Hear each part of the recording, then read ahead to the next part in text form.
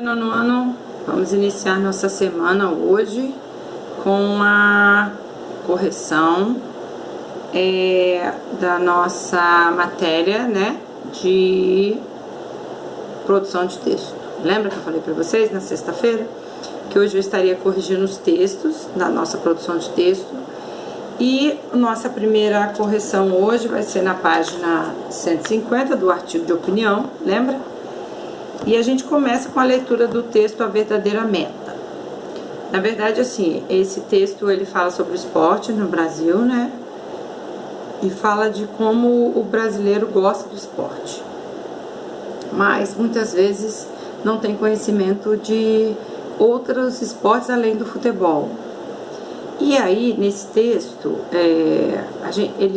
eles procuram fazer com que a gente entenda que não é só a necessidade de fazer com que o governo invista, né, nesses outros esportes, mas também de fazer com que as pessoas tenham acesso a eles, para que eles possam conhecer esses outros esportes, porque o brasileiro gosta de todos os esportes. Então, na verdade, assim, a gente começa a nossa correção na página 150, número 1, em que diz assim, do livro de produção de texto, que diz assim: o texto que você leu do jornalista e apresentador esportivo Marcelo Barreto pode ser considerado um artigo de opinião? Vocês acham que sim? Explique por quê. Então, na verdade, é um artigo de opinião, sim. Então, sim, trata-se de um artigo de opinião porque reflete criticamente sobre um tema central, que é a coisa do esporte, né, da inovação do esporte. Ele apresenta a tese e os argumentos em defesa de um ponto de vista. Ele tem um ponto de vista. Ele acredita que o governo só investe para ganhar medalha. É só isso que ele quer. E, na verdade, não investe no esportista, no que é necessário para que ele chegue lá, faça um bom trabalho e até ganhe a medalha. Mas que isso não seja a principal coisa, e sim de estar fazendo grupos de esportistas, de pessoas muitas vezes que não têm acesso a nada e que se tornam esportistas. Então, deixa claro esse texto aqui, que as pessoas precisam melhorar isso, não só o governo, mas os próprios brasileiros têm que ter mais acesso a esses outros tipos de esportes, né? Tem gente que nunca viu um jogo de tênis ao vivo, nunca assistiu um badminton, e aí não sabe nem do que se trata esse tipo de esporte diferenciado, ok? Número 2. Embora um dos assuntos do texto seja a Olimpíada Rio 2016, o autor procura dar enfoque especial a um tema mais amplo. Ele não fala só dessa Olimpíada. Que tema é esse? Vocês conseguiram descobrir? Pois é, a importância de investir mais em esportes e de diferentes modalidades, foi o que eu acabei de falar, não só no futebol. Então, a importância de investir mais em esportes e de diferentes modalidades, a fim de mudar a cultura esportiva no Brasil. Então, assim, não querer só que o brasileiro goste só de futebol, não conheça mais nenhum esporte, certo? Número 3. Desde o início do texto, o autor reflete criticamente sobre o legado da Olimpíada realizada no Rio de Janeiro em 2016. Afinal, qual é a posição defendida pelo articulista? O que ele falou sobre essa Olimpíada? Vamos ver o que ele falou? Ele acredita que é preciso haver uma mudança no planejamento governamental e na mentalidade tanto das autoridades quanto da sociedade, no que diz respeito aos investimentos no esporte. Então, vamos repetir. O articulista acredita que é preciso haver uma mudança tanto no planejamento governamental, quanto na mentalidade das autoridades, quanto da sociedade, no que diz respeito aos investimentos no esporte. Então, o que ele quer dizer?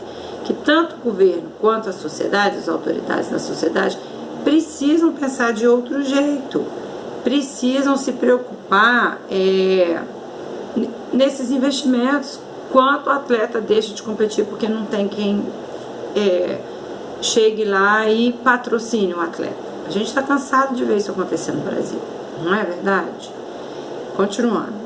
No segundo parágrafo do texto, número 4, é possível identificar a tese do articulista.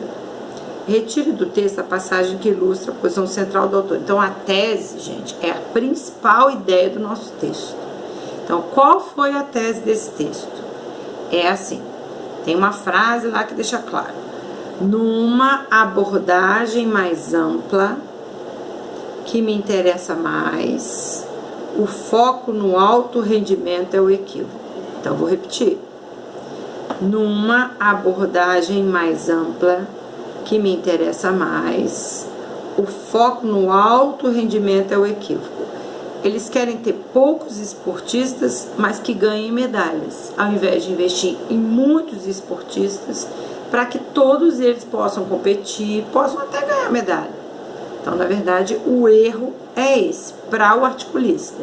E a tese dele é justamente defender isso, de que tem que parar de investir para ganhar medalha e sim investir no esportista, certo? Vamos continuar nossa correção. Releia a passagem a seguir. Desde 2001, o Brasil tem dinheiro para investir em atletas de ponta. Aí é uma passagem do nosso texto, tá? Ele não vem do Rio 2006, mas da Lei Agnello Piva, que destina 2% da renda das loterias ao COB e ao CBP. Nos anos dos Jogos, a previsão de arrecadação é de 220 milhões, dos quais 131 milhões são repassados às confederações de esportes olímpicos. Em estudo divulgado essa semana, o consultor esportivo Amir Somog apresenta os números do Comitê Olímpico Americano. A arrecadação total de 475 milhões e repasse de 244 milhões. É praticamente o dobro, mas resulta num número de medalhas 7 vezes maior. Olha o investimento aí. Aparece onde não aparece no Brasil. Então, a análise desse trecho permite identificar as estratégias argumentativas utilizadas pelo articulista Marcelo Barreto. Quais são? Quais são as estratégias que ele usa? Ele compara o Brasil, por exemplo, ao o quê? A quem? Ele fica claro aqui no texto. Ó, aos Estados Unidos, aos americanos. Né? Ele utiliza dados de pesquisas e faz uma comparação entre os Estados Unidos e o Brasil, que é praticamente o dobro. E não é à toa que tem muitas medalhas, mas também tem muitos esportistas. Número 6. Sabemos que uma argumentação eficaz produz efeito direto na forma como o leitor reflete sobre o tema debatido no texto. Qual é o objetivo do articulista ao empregar diferentes estratégias argumentativas ao longo do artigo? Quando ele vem com vários argumentos, ele tenta nos convencer. Quem está lendo tem que tentar entender o que ele quer.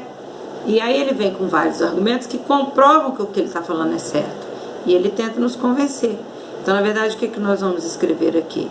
É que através dessas várias estratégias argumentativas, o articulista tenta convencer o leitor sobre o seu posicionamento, né? Levando a gente a talvez até pensar igual a ele, vendo que realmente ele está certo.